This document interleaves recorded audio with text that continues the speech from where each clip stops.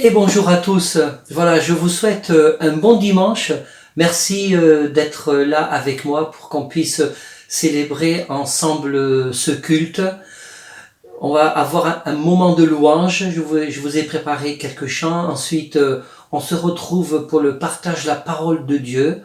Alors ce matin, j'ai décidé de vous parler de cette rencontre spéciale et atypique que Jésus a eue avec cette femme syrophénicienne, et il lui a fait cette drôle de réplique: il n'est pas bon de prendre le pain des enfants et de le jeter aux petits chiens. C'est une réponse particulière. Alors il n'y a aucun sujet dans la parole de Dieu qui ne doit être occulté ou qui ne doit être tabou. Et voyez-vous, avec cette parole de Jésus, eh bien, soyez assurés que Jésus décide de vous parler ce matin. Vous avez un rendez-vous spécial avec le Seigneur, parce que la parole de Dieu, elle est cohérente. Dieu est cohérent, Jésus est cohérent, Jésus est amour, Jésus est compatissant, Jésus t'aime comme tu es, Jésus t'aime quelle que soit la disposition que tu as ce matin, quelle que soit la disposition de ton cœur ce matin. Alors, sois attentif à tout ce qui va se passer ce matin, parce que nous allons découvrir ensemble pourquoi Jésus a eu cette parole qui apparemment est dure. J'espère que vous avez passé malgré tout une bonne semaine. Je vous encourage à tenir ferme, à rester accroché à la parole de Dieu.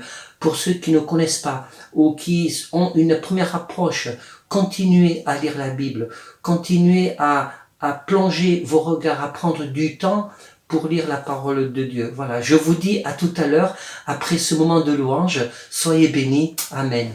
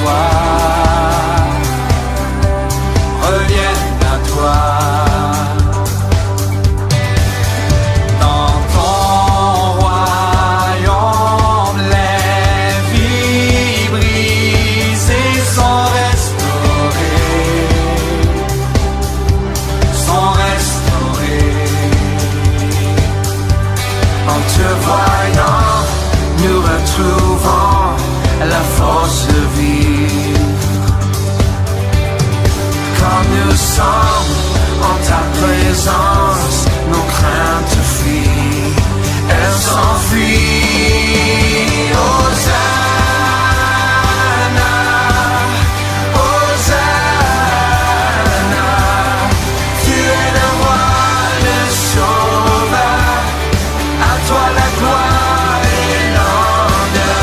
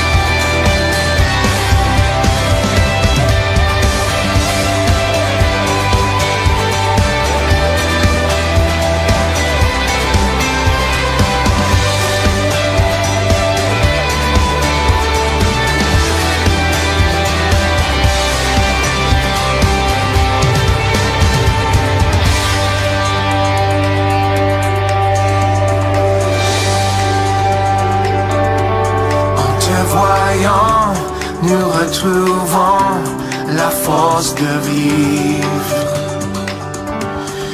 Quand nous sommes en ta présence, nos craintes fuient. En te voyant, nous retrouvons la force de vivre. Yeah. Quand nous sommes en ta présence, nos craintes fuient, elles s'enfuient.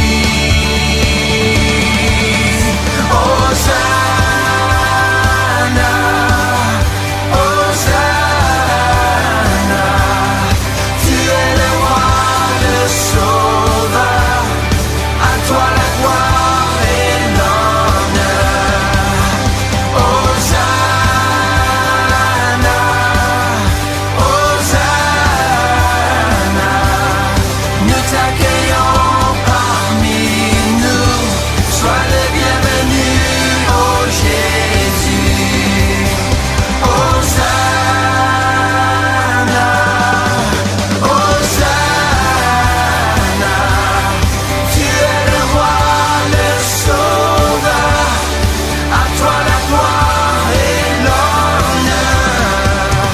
Hosanna, Hosanna, nous t'accueillons parmi nous, sois le bienvenu, oh Jésus. Sois le bienvenu.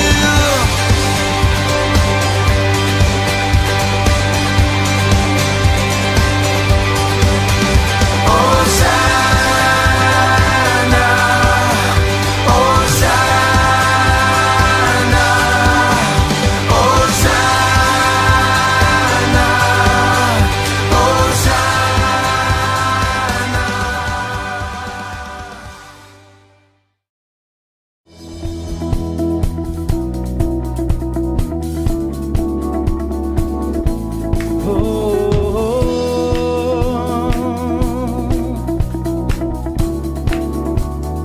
Désirons Seigneur,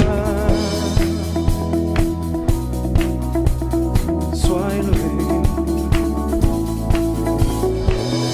Nous désirons Seigneur, une seule chose aujourd'hui, alors que nous chantons, viens transformer nos vies. Nous désirons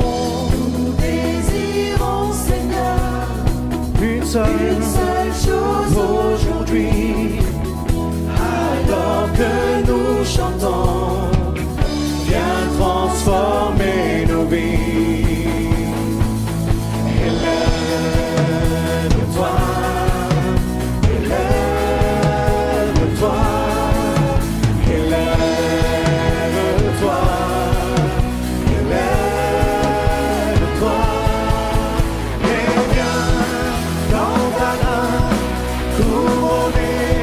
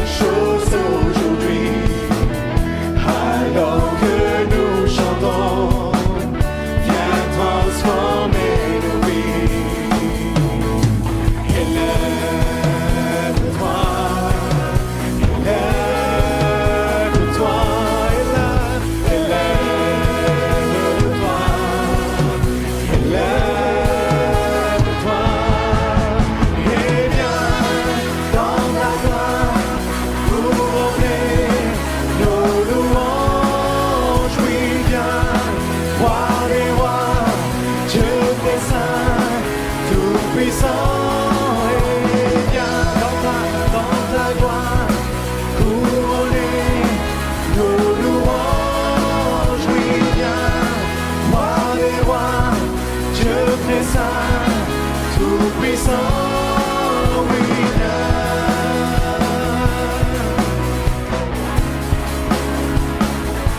oh, oui,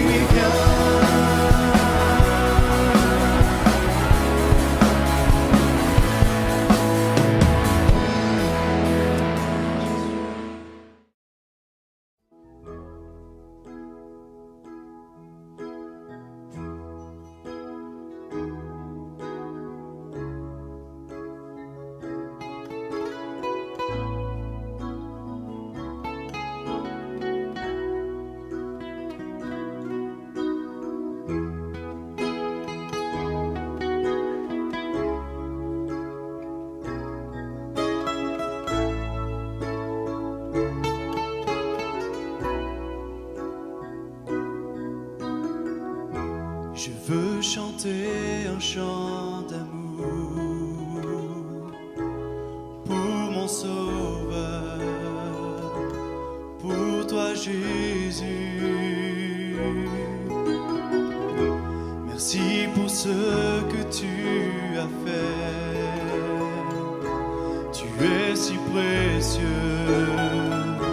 Jésus mon Sauveur. Je suis heureux, tu m'as donné ton nom. Je ne veux pas être ailleurs que dans tes bras d'amour, dans tes bras d'amour, dans tes bras d'amour, dans tes bras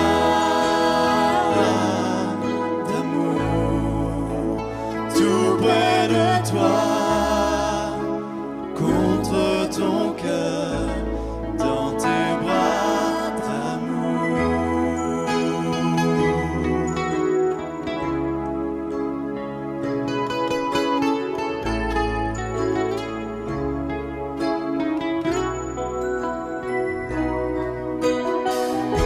Je veux chanter un chant d'amour pour mon Sauveur, pour toi Jésus. Merci pour ce que tu as fait. Tu es si précieux, Jésus mon Sauveur. Je suis heureux, tu m'as donné ton nom. Je ne veux pas être ailleurs que dans tes bras d'amour, dans tes bras d'amour, dans tes bras, dans tes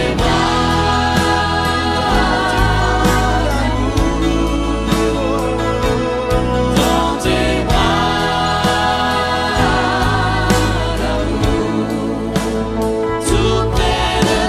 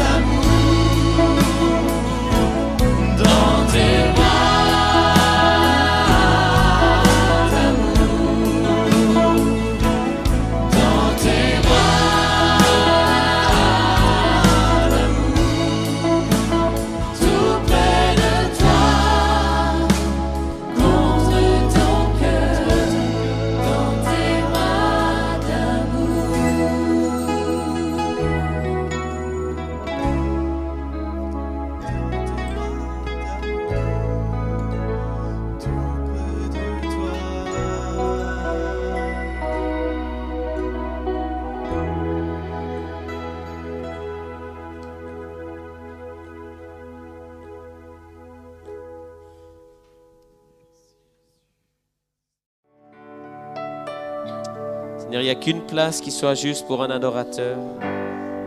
C'est à tes pieds. Seigneur, on ne peut pas s'élever devant toi. Celui qui s'est élevé, Satan lui-même, il a été rejeté du trône, rejeté de sa position, Seigneur. Seigneur, pardon pour toutes les fois où on s'élève soi-même. Seigneur, que nous soyons trouvés à notre place, Seigneur, à tes pieds.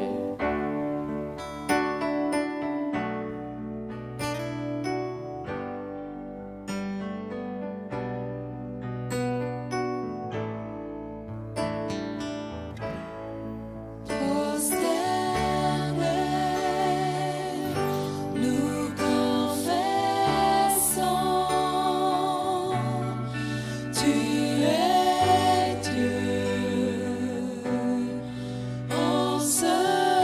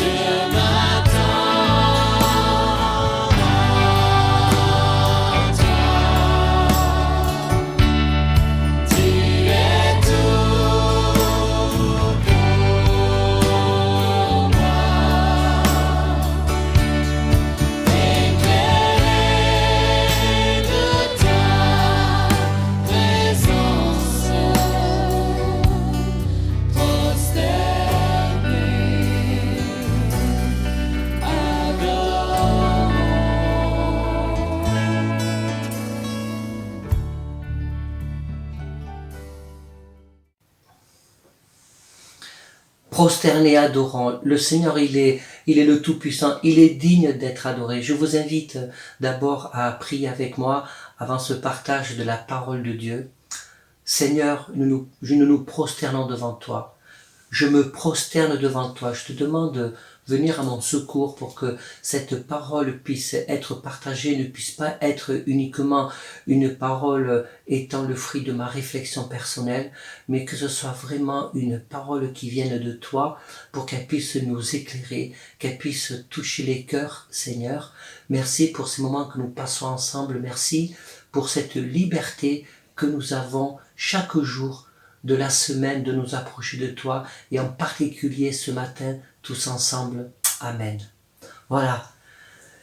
Je vais commencer d'abord par le passage dont il est question dans Marc au chapitre 7 verset 24. Alors c'est vraiment une rencontre spéciale. C'est encore une rencontre avec une femme et cette femme, c'est aussi une des grandes figures dans les évangiles, comme celle dont j'ai parlé dimanche dernier, la femme atteinte de la perte de sang. C'est une femme qui a aussi pris des risques et qui est allée au-delà de ce qu'elle était en fait autorisée à faire. Et son action n'a vraisemblablement pas, plu à tout le monde. Donc, je vous invite à lire avec moi Marc chapitre 7 verset 24. Jésus étant parti de là, s'en alla dans le territoire de Tyr et de Sidon. Il entra dans une maison désirant que personne ne le sache, mais il ne put rester caché. Car une femme dont la fille était possédée d'un esprit impur entendit parler de lui et vint se jeter à ses pieds. Cette femme était grecque syrophénicienne d'origine. Elle le pria de chasser le démon hors de sa fille. Jésus lui dit, « Laisse d'abord les enfants se rassasier, car il n'est pas bien de prendre le pain des enfants et de le jeter aux petits chiens. »« Oui, Seigneur, lui répondit-elle, mais les petits chiens, sous la table, mangent les miettes des enfants. » Alors il lui dit, « À cause de cette parole, va, le démon est sorti de ta fille. » Et quand elle rentra dans sa maison, elle trouva l'enfant couché sur le lit, le démon étant sorti. Amen. Waouh! Alors ça, c'est une réponse de Jésus qui est spéciale, qui en apparence ne correspond pas visiblement à la personnalité de Jésus, ne correspond pas à tout ce que Jésus a fait. Et alors, pour comprendre cette parole, vous savez, quand on lit la Bible, c'est important de prendre du recul pour voir dans quel contexte ça a été dit et pourquoi, et quel était le but, et quelle était la finalité, et quel était le message que Jésus voulait faire passer aussi en ayant cette fameuse réplique. Parce que c'est quand même une réplique qui, en apparence, est dure. Mais on peut se poser la question, mais enfin, comment, Seigneur, tu peux dire une telle chose? Il n'est pas bon de prendre le pain des enfants et de le donner aux chiens. C'est si on prend cette parole, on la rapporte à aujourd'hui, on va se dire, mais c'est quand même, c'est une insulte, c'est même dégradant. Alors, vous savez, pour comprendre des sujets difficiles de la parole de Dieu, c'est important de tenir compte du contexte. Si vous lisez avant au chapitre 7 de Marc, je vais vous lire quelques extraits, parce qu'en réalité, Jésus avait maille à partie avec les pharisiens. Alors pour ceux qui ne connaissent pas ou qui découvrent les évangiles, les pharisiens, c'était, si vous voulez, le clergé de l'époque, c'était les hommes religieux de l'époque, et souvent Jésus avait quelques tensions avec ces gens-là, et là, ça en faisait partie. Lorsque Jésus a rencontré cette femme, il était déjà dans un contexte de tension. Et en plus, on le verra après, il a dû aussi expliquer un peu plus en détail à ses disciples cette rencontre qu'il avait eue avec les pharisiens. Parce que les pharisiens faisaient le reproche à Jésus que ses disciples ne respectaient pas la tradition juive. parce qu'ils ne se lavaient pas les mains avant de manger, parce qu'ils ne mangeaient pas tout ce qu'il fallait manger ou pas manger. Donc c'était toujours ces piques que lançaient les pharisiens à Jésus. Donc je vais vous lire quelques extraits pour bien comprendre le contexte. Donc par exemple au chapitre 7 de l'évangile de Marc, les pharisiens et les scribes lui demandèrent pourquoi tes disciples ne suivent-ils pas la tradition des anciens, mais prennent-ils leur repas avec des mains impures? Jésus leur répondit, hypocrite, Ésaïe, donc Jésus parle du prophète Ésaïe, Ésaïe a bien prophétisé sur vous, ainsi qu'il est écrit, ce peuple m'honore des lèvres, mais mon cœur est éloigné de moi. Mais son cœur, est éloigné de moi. C'est en vain qu'il m'honore, en donnant des préceptes qui sont des commandements d'hommes. Vous abandonnez le commandement de Dieu et vous observez la tradition des hommes. Il leur dit encore, vous rejetez fort bien le commandement de Dieu pour garder votre tradition. Alors, cette réponse de Jésus, là je vous dépeins le contexte avant de parler de cette rencontre avec cette femme. Ce contexte dans lequel s'est passée cette rencontre, Jésus a toujours reproché aux pharisiens de mettre en avant des préceptes humains. Jésus a toujours reproché aux pharisiens que leurs pensées, leurs paroles n'étaient pas totalement, ou voire pas du tout en accord avec les sentiments de leur cœur. Et en fait, la première chose que je voudrais vous dire ce matin, c'est que notre relation avec Jésus, c'est véritablement une relation de cœur. C'est pas une relation de tradition religieuse. C'est bien une relation de cœur. Et un peu plus loin, quelques versets plus loin, Jésus dit aux disciples, il n'est l'or de l'homme, rien qui entrant en lui puisse le souiller, mais ce qui sort de l'homme, c'est ce qui le souille. Si quelqu'un a des oreilles pour entendre, entende. Lorsqu'il fut entré dans la maison loin de la foule, ses disciples l'interrogèrent sur cette parole et il leur dit, vous aussi, êtes-vous donc sans intelligence? Ne comprenez-vous pas que rien de ce qui est au dehors entre dans l'homme ne peut le souiller? Car cela n'entre pas dans son cœur, mais dans son ventre, puis s'en va dans les lieux secrets qui purifient tous les aliments. Il dit encore, ce qui sort de l'homme, c'est ce qui le souille. Voilà. Donc, visiblement, Jésus avait l'air quand même assez agacé, parce qu'il a dû encore expliquer ces choses-là aux disciples. Et ça, c'est une leçon pour chacun d'entre nous, c'est ce qui sort de notre cœur. C'est ce qui sort du plus profond de nos pensées, qui nous souille ou qui nous souille pas. Et la vraie question ce matin, c'est qu'est-ce qu'il y a dans ton cœur? Quelles sont les motivations de tes actes? Quelles sont les motivations même de tes pensées? Et dans ce contexte-là, Jésus avait l'air fatigué parce que par ailleurs, dans les évangiles, il nous est dit clairement que Jésus souvent se mettait en retrait pour se reposer ou pour être en communion, cette communion de cœur à cœur qu'il avait régulièrement avec Dieu. Et pour reprendre notre histoire, au verset 24, Jésus étant parti de là, s'en alla dans le territoire de Tyr et de Sidon, il rentra dans une maison, désirant que personne ne le sache. Voilà, désirant que personne ne le sache. Jésus voulait rester tranquille.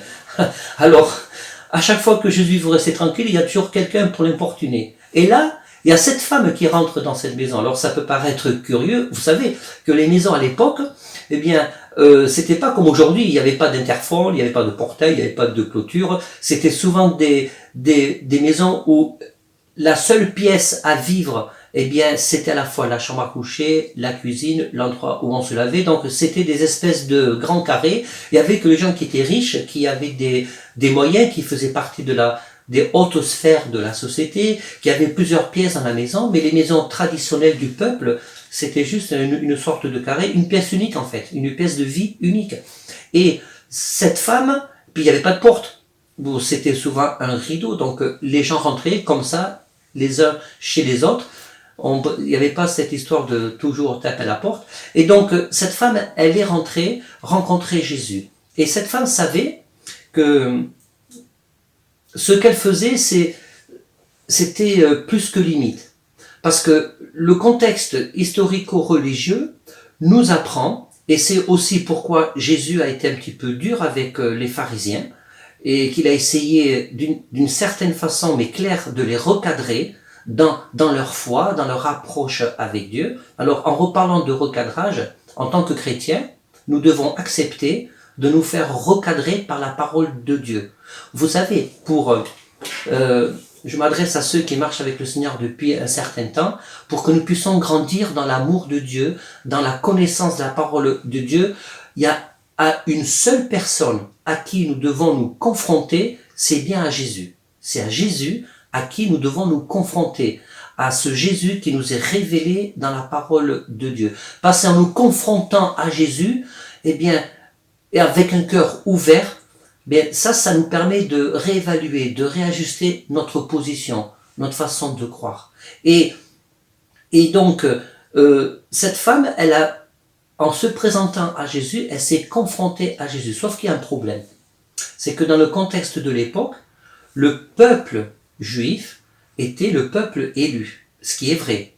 Mais parce que c'était le peuple élu, les Juifs considéraient que les autres peuples n'étaient pas le peuple élu, ce qui était vrai aussi, puisque Dieu dans sa grandeur, dans son amour, et aussi dans sa souveraineté, rappelez-vous que Dieu fait ce qu'il veut avec qui il veut et comme il veut, c'est Dieu et Dieu, donc Dieu avait choisi le peuple juif, le peuple élu, et c'est la raison pour laquelle Jésus est venu parmi les Juifs, parmi les siens.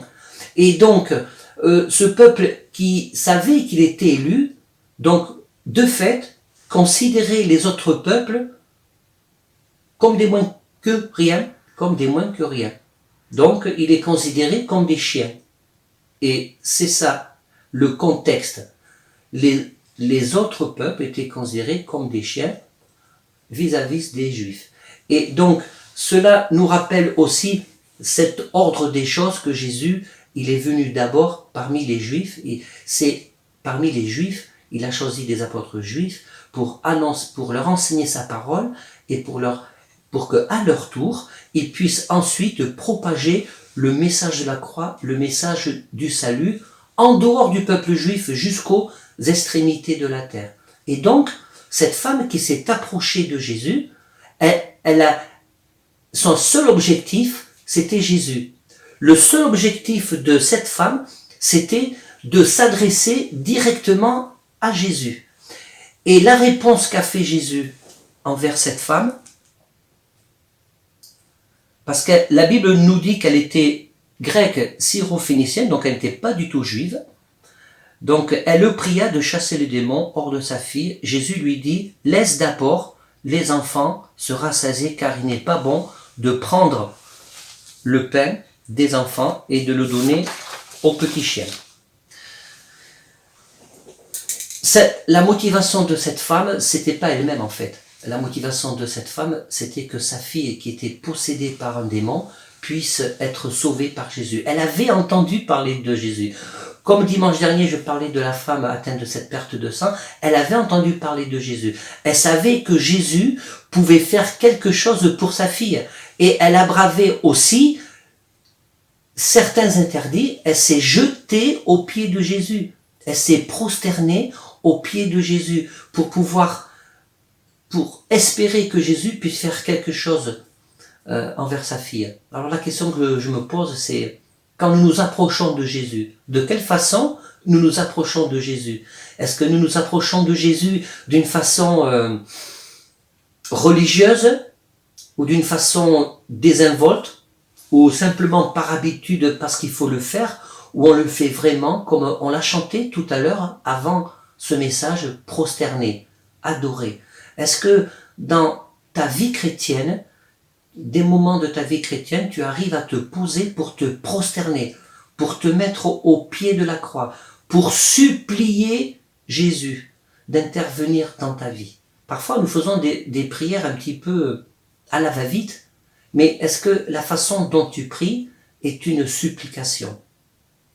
Ça peut être aussi un élément de réponse, pourquoi parfois Dieu tarde à répondre. Et dans le cas de cette femme, c'était pas juste une petite prière, Seigneur, si tu as un moment, pense à moi. Elle était sûre au fond d'elle-même que Jésus pouvait intervenir puissamment dans le corps de sa fille, que Jésus pouvait la délivrer à distance. Elle n'a même pas demandé à Jésus, viens chez moi, impose-lui les mains. Est-ce que vous vous rendez compte, c'est quand même fort en lisant entre les lignes. Elle a demandé à Jésus d'intervenir là où il est, pour que sa fille puisse être sauvée. Et la réponse de Jésus, en fait, quand Jésus dit, il n'est pas bon de prendre le pain des enfants et de le jeter aux petits chiens, Jésus ne s'est pas adressé comme ça en tant que tel à cette femme. Rappelez-vous du contexte. La réplique que Jésus a fait est en fait une leçon que Jésus en même temps était en train de donner à ses disciples, parce que si vous voyez un peu en amont du verset 24 sur cette rencontre avec cette femme, un peu en amont, quand il parle aux disciples, il avait l'air un petit peu agacé parce que il voyait bien que les disciples ne comprenaient pas tout. Et la réponse que Jésus a fait est une réponse qui en fait est cohérente pour deux raisons. La première, Jésus fait la réponse, c'est comme si que Jésus disait, voilà la réponse qu'auraient fait les pharisiens. Voilà la réponse qu'auraient fait mais les juifs. Donc, c'est comme si Jésus disait, aujourd'hui tu es venu me voir. La règle, c'est que pour l'instant, cette bénédiction, cette guérison n'est pas pour toi. Elle est réservée au peuple juif parce que tu ne fais pas partie du peuple juif. Jésus donne cette réponse que les pharisiens auraient pu donner. Et c'est une leçon qui fait aussi, une leçon pédagogique qui fait aussi à ses disciples, et il met en même temps en lumière l'état d'esprit de l'époque, l'état d'esprit des Juifs. Et la réponse de cette femme, elle est extraordinaire. C'est une femme extraordinaire. Vous voyez que la Bible n'est pas un livre misogyne. Il y a des femmes extraordinaires. Et cette femme, elle n'a aucunement été offusquée parce qu'elle le savait bien. Elle connaissait bien le contexte. Elle savait bien qu'elle n'était pas juive. Elle savait bien que sur le fait, sur le fond, elle n'avait pas droit à recevoir encore la bénédiction de Christ. Et pourtant, l'amour qu'elle avait pour sa fille.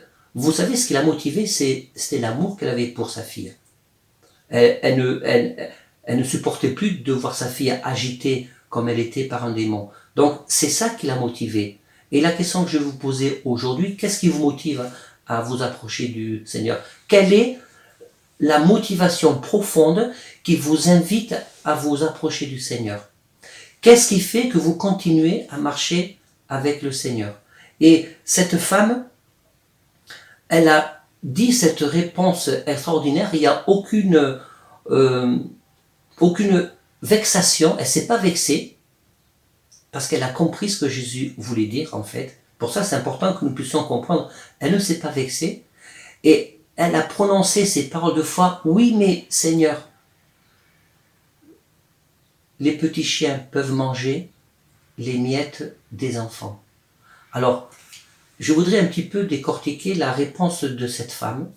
Dans les évangiles, quand Jésus parle d'abord je vais vous le relire,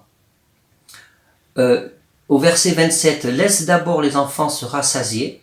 Les enfants, alors en français c'est le même mot, hein, mais en grec c'est pas le même mot, c'est pas du tout la même signification, et c'est ça qui est intéressant. Laisse les enfants d'abord se rassasier.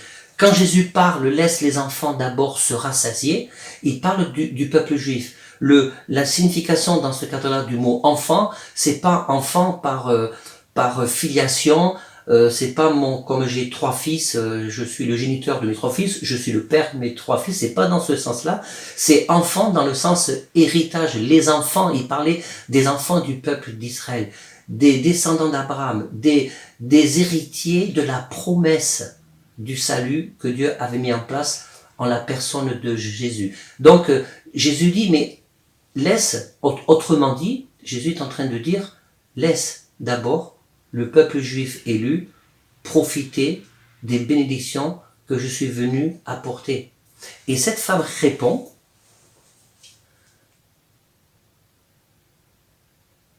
oui Seigneur, lui répond-elle, mais les petits chiens sous la table mangent les miettes des enfants.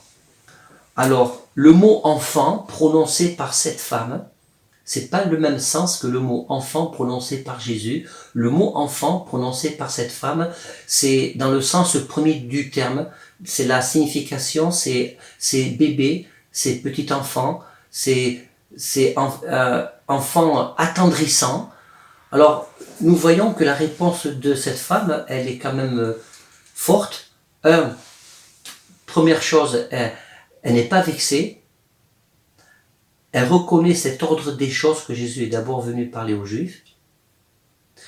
Et ensuite, en parlant d'enfant dans le sens bébé, enfant aimant, enfant attendrissant, petit enfant, eh bien, elle n'a aucune animosité vis-à-vis du peuple juif, malgré que le peuple juif l'a considérée comme chien, parce qu'elle n'était pas juive. Elle était païenne. Les païens, à l'époque de Jésus, étaient considérés comme des chiens dans la façon de penser.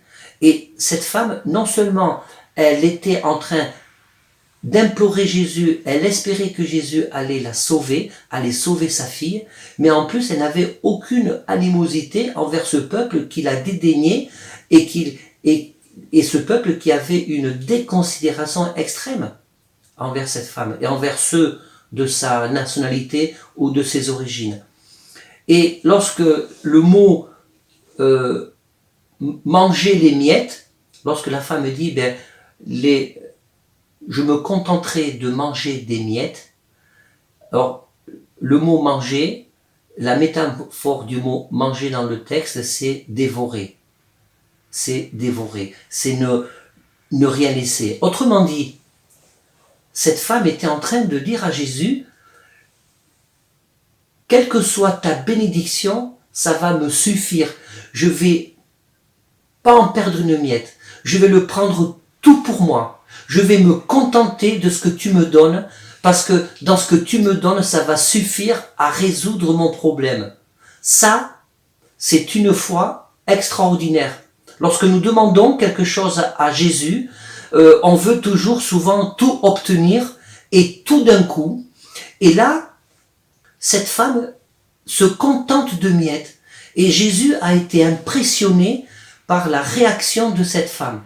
Une réaction non revendicative, une réaction humble. Elle était dans une position humble. Une réaction où il n'y avait aucune espèce d'amertume ou d'animosité vis-à-vis du peuple de Jésus qu'il a considéré comme faisant partie des chiens. Et cette femme, par son attitude, elle a obtenu le miracle qu'elle était venue chercher auprès de Jésus. Ça, c'est une histoire qui doit nous parler quand même à bien des égards. Jésus est allé contre toute logique de son époque. Je vous rappelle que Jésus, il est le maître de toutes choses. Jésus, il est celui qui a la maîtrise de toutes choses. Jésus, par la délivrance qu'il a fait sur la fille de cette femme, a notifié aux pharisiens, a donné la leçon à ses disciples, que de toute façon c'était lui qui avait la maîtrise des choses. Et que même s'il pensait que les autres n'avaient pas droit à la bénédiction de Dieu, lui prenait autorité pour quand même donner la bénédiction. Nous vivons une période où parfois il est porté à notre connaissance des personnes qui ont fait des choses, et soyons honnêtes, des choses qui ont fait des choses horribles, des criminels de toutes sortes. Et soyons honnêtes, n'avons-nous pas dit, à un moment donné, de notre relation avec le Seigneur, dans notre vie chrétienne, ou même peut-être inconsciemment, ou n'avons-nous pas eu des espèces de pensées secrètes, où on s'est dit au fond de soi, lui, il n'aurait peut-être pas droit à la bénédiction du Seigneur. Ou lui, ou elle, tel qu'il est, ça m'étonnerait qu'un jour elle puisse être touchée par le Seigneur. Ou lui, elle, avec tout ce qu'il a fait, tout ce qu'elle a fait, comment peut-elle s'approcher de Dieu, être au bénéfice de la croix? Mes amis, de telles pensées, de telles réactions ne peuvent évidemment pas plaire à Jésus. Parce que Jésus, il est venu pour tout le monde. Jésus, il est venu pour tout le monde. La seule différence, c'est que cette femme syro-phénicienne, elle s'est mise à genoux. La Bible nous dit qu'elle a imploré Jésus. La Bible nous dit qu'elle s'est prosternée devant Jésus. Alors évidemment, une personne qui a fait des actes répréhensibles, horribles, si elle dit juste, bon ben Seigneur, pardon, voilà, non. Mais qui que nous soyons, qui que vous soyez, la façon dont vous allez vous approcher de Jésus va être déterminante de la façon dont Jésus va agir dans votre vie. Qu'est-ce que vous attendez de Jésus? Vous attendez que Jésus se révèle comme ça à vous, ou vous voulez le supplier pour que Jésus fasse quelque chose pour vous? C'est ça le message de ce matin. Cette femme l'a supplié envers et contre tout. Jésus a su répondre. Et je voudrais terminer en parlant de la réponse de Jésus. Rappelez-vous que Jésus, quand il a fait cette réponse, il n'est pas bien aux petits chiens de manger le pain des enfants. Il a fait cette réponse en pensant aux pharisiens. Les pharisiens auraient exactement fait cette même réponse. Mais pour autant, la réponse de Jésus a été quand même adoucie. Parce qu'il n'a pas dit il n'est pas bien aux chiens de prendre. Il a dit juste aux petits chiens. C'est quand même pas pareil. Dans le contexte de l'époque, c'est une connotation qui est quand même beaucoup plus douce. Ce qui est fort dans cette histoire, c'est que Jésus est un être attendrissant et Jésus est un être qui se laisse attendrir. Rappelez-vous ces tranches de vie de la personne de Jésus lorsque Jésus était face à la foule et qu'il était ému de compassion. Jésus te regarde ce matin.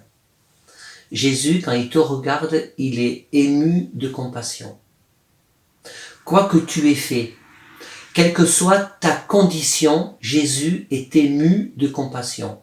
Et ne dis pas, j'ai une culture orientale, j'ai une culture musulmane, j'ai une culture catholique, j'ai une culture de je ne sais quoi, j'ai une culture chrétienne, donc tu ne peux pas t'approcher de Jésus à travers ta culture et à travers toute forme de croyance que tu as conçue et fabriquée, à laquelle tu as adhéré durant toute ta vie. Tu peux t'approcher de Jésus tel que tu es. Toi-même. Qui es-tu? Est-ce que ton toi est assez ouvert? Est-ce que ton cœur est assez ouvert pour pouvoir t'approcher de Jésus? Jésus ne tient pas compte de ton histoire culturelle, de ton histoire spirituelle, de ton histoire religieuse. Jésus tient compte de toi, de tes besoins. Parce que Jésus t'aime comme tu es. Mais la différence dont tu vas t'approcher de Jésus fera la différence de la réponse que Jésus va t'apporter aujourd'hui. Parce que le miracle de Jésus, le miracle de la foi, c'est que quand Jésus vient dans une vie, il fait sauter toutes les barrières. Il fait sauter toutes les barrières culturelles, religieuses. Parce que Jésus n'est pas venu apporter une religion, mais une relation personnelle et intime avec toi. Ça, je l'ai déjà dit dans des messages précédents. Jésus veut développer avec toi cette relation personnelle. Et Jésus se laissera toujours interpeller par quiconque lui demande. par quiconque vient à ses pieds.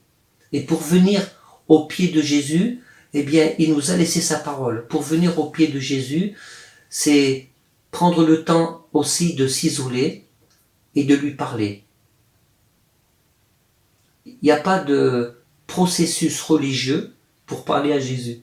Parle à Jésus tel que tu es. Parle à Jésus comme si que tu parlais à un ami, à un proche, à un confident.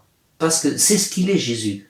C'est ce qu'il veut être pour toi, un ami, un proche, un confident. Mais c'est aussi ton Dieu. Il veut être ton Dieu. Il veut pouvoir partager ta vie. Il veut pouvoir partager tes décisions. Jésus, il est celui qui comprend.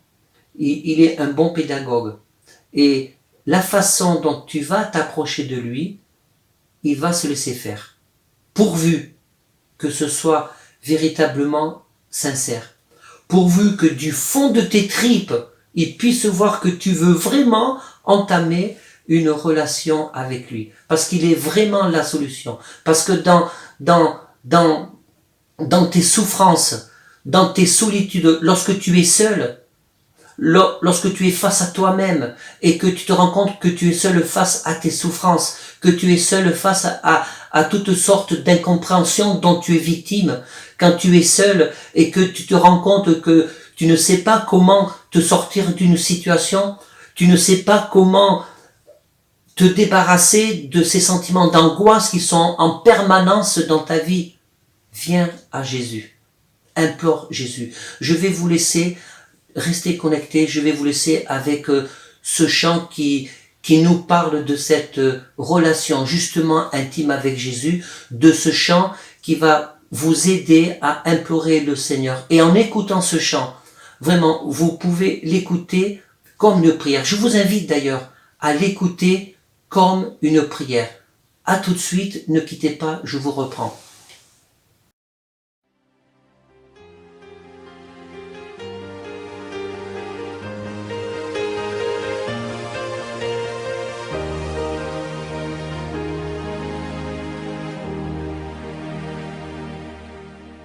Écoute,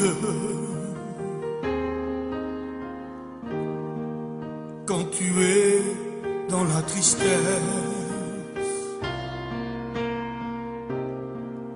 quand ton cœur est abattu, et tu es découragé,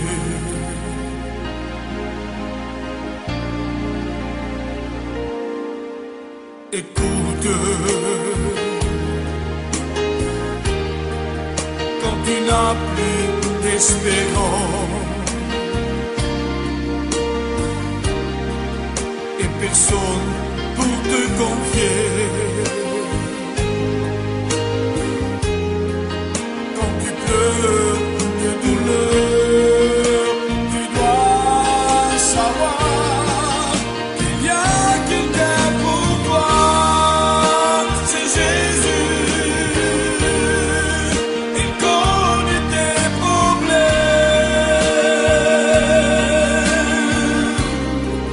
il est le seul qui peut donner. Si seulement tu lui demandais.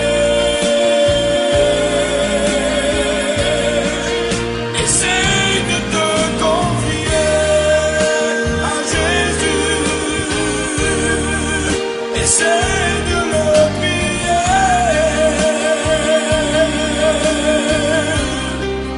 car il peut te donner ce que personne ne peut pour toi.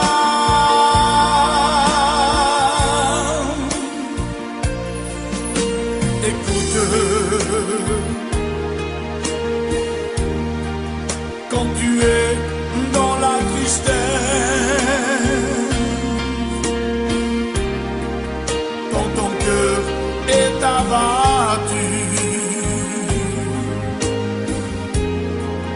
et tu es découragé,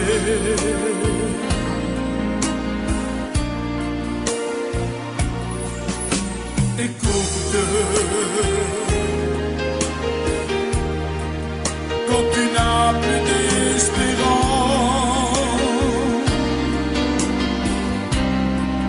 et personne pour te confier,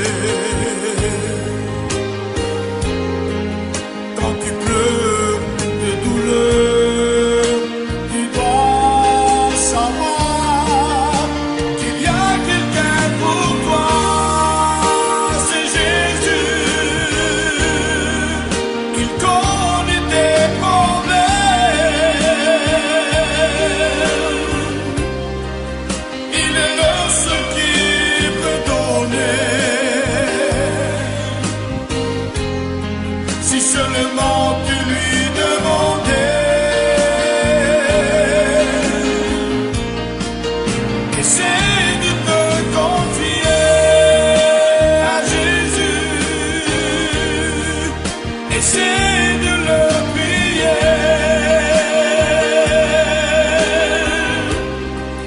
Tu verras qu'il peut te donner ce que personne ne peut pour toi.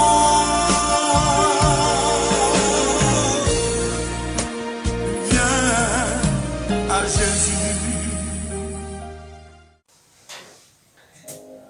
Laisse-toi toucher par le cœur de Jésus.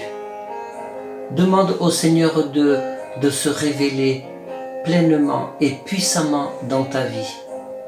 Parce que c'est le mieux que je puisse te souhaiter ce matin. C'est le mieux qui puisse t'arriver aujourd'hui.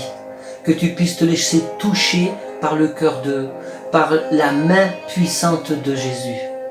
Peut-être tu te dis, j'ai pas tout compris ce matin. Bien, je te répondrai, c'est pas grave. Fais comme cette femme. Prends ce que tu as compris. C'est comme si que tu prenais les miettes. Prends ce que tu as compris et ça va suffire pour que le Seigneur Jésus touche ton cœur. Ça va suffire pour que tu puisses prendre conscience que tu as vraiment besoin de Jésus. Je vais prier maintenant. Seigneur Jésus, je te prie, Père éternel, de toucher, Seigneur, le cœur de ceux qui t'implorent là maintenant. De toucher, Seigneur Jésus, les âmes de ceux qui t'implorent maintenant, au plus profond de chaque être, Seigneur. Parce que tu es celui qui est capable de faire des miracles, quand bien même on aurait une miette de foi. Ça suffit largement, Seigneur, parce que tu es au-dessus de toutes choses. Amen. Vraiment, gardez cette parole, parce que la bonne nouvelle, c'est que à partir du moment où tu laisses ton cœur ouvert à Jésus, rien ne peut empêcher le Seigneur d'agir dans ta vie. Si tu t'approches humblement, c'est le prix à payer, c'est l'humilité. Il y a un prix à payer quelque part pour recevoir le Seigneur, c'est l'humilité. C'est de reconnaître que tu es pécheur, que tu es pécheresse. C'est de reconnaître dans ta vie que tu as besoin de Jésus. Je te propose de dire au Seigneur, parce que je crois que ce matin, il y a quelqu'un qui a besoin de dire ça au Seigneur. Dis au Seigneur, Seigneur, sans toi, je ne peux rien faire. Répète ces paroles. Sans toi, je ne peux rien faire. Parce que c'est ce que le Seigneur attend que tu lui dises ce matin. Sans toi, je ne peux rien faire. Et par conséquent, je t'ouvre mon cœur. Amen. Je voudrais m'adresser maintenant aux chrétiens, à ceux qui marchent avec le Seigneur depuis longtemps. Mes frères et sœurs, je vous invite à prendre garde à vos cœurs et à vos pensées, à prendre soin de vos cœurs et de vos pensées. Parce que la Bible nous dit, vous le lirez à partir du chapitre 7 de Marc, que ce qui souille le cœur de l'homme, c'est pas ce qui rentre, c'est pas ce que vous mangez, c'est ce qui sort, c'est toute forme de pensée. Et prenez garde que sous prétexte que nous sommes chrétiens sauvés, de déconsidérer les gens du monde qui ont besoin d'être sauvés. Je vais vous poser une question ce matin. Il est aisé, d'abord, je vais vous dire, il est aisé d'aimer nos frères et nos sœurs en Christ. Quand bien même certains seraient maladroits, quand bien même certains auraient des propos parfois blessants, incompréhensifs, c'est plus aisé certainement d'aimer nos frères et nos sœurs en Christ parce que nous savons que le sang de Jésus les a purifiés et les a lavés. Mais la question que je te pose à toi qui marche avec le Seigneur depuis longtemps, parce que prenez conscience que c'est vraiment une question fondamentale et c'est un appel que je fais. Est-ce que tu aimes ceux que la Bible appelle les gens du monde? Est-ce que tu aimes vraiment, comme Dieu aime, ceux qui ont besoin de rencontrer le Seigneur, ceux qui ont besoin d'être au bénéfice de la croix, ceux qui ont besoin de recevoir le pardon de leurs péchés, comme toi, tu l'as reçu en son temps? Est-ce que tu les aimes vraiment? Ou alors est-ce que tu te crois supérieur parce que tu es sauvé, parce que tu es un enfant de Dieu, parce que la Bible dit qu'en tant qu'enfant de Dieu, nous sommes fils et filles de rois, nous sommes des princes et des princesses, que nous avons la vie éternelle, alors tu te crois supérieur? Nous avons besoin de nous revêtir d'humilité, nous avons besoin, frères et sœurs, de reconsidérer la façon dont nous aimons notre prochain. Et je parle du prochain qui n'a pas encore Christ dans sa vie. Soyez bénis. Je vous remercie aussi, là je m'adresse aux gens de l'église, de mon église que le Seigneur m'a confiée. Je vous remercie aussi pour toutes les offrandes qui ont pu être faites par virement. Et merci aussi de continuer. Seigneur Jésus, merci aussi pour ce temps d'offrande que tu as permis que nous ayons. Merci pour ces moments que nous avons passés ensemble, Seigneur. Que tout ce qui a été vécu, tu puisses continuer ton œuvre dans chaque cœur, dans le nom de Jésus. Amen. Ne quittez pas, on va se séparer, mais je vais vous laisser avec ce chant formidable qui a été composé sur l'air d'une chanson de Gilbert Bécaud. Quand il a fait cette chanson, c'était avec des paroles hyper mélancoliques, mais ce chant chrétien qui a été fait sur l'air de cette chanson de Gilbert Bécaud, eh bien ce ne sont pas des paroles mélancoliques, mais ce sont vraiment des paroles pleines d'espoir, pleines de foi, des paroles que vous pouvez chanter, parce que c'est des paroles qui nous amènent à reposer notre foi sur Jésus. Donc restez connectés, je vous laisse avec ce chant, et je vous dis à dimanche prochain pour notre prochain culte. À ciao, soyez bénis, Dieu vous aime, Amen.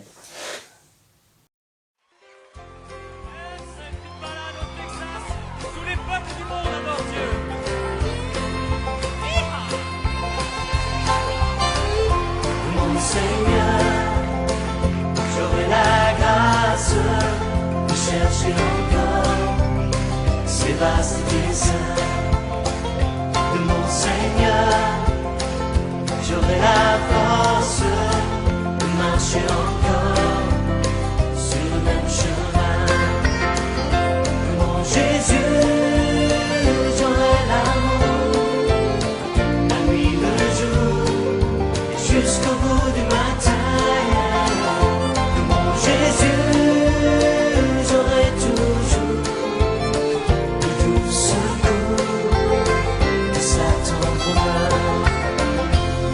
Seigneur, j'aurai la grâce.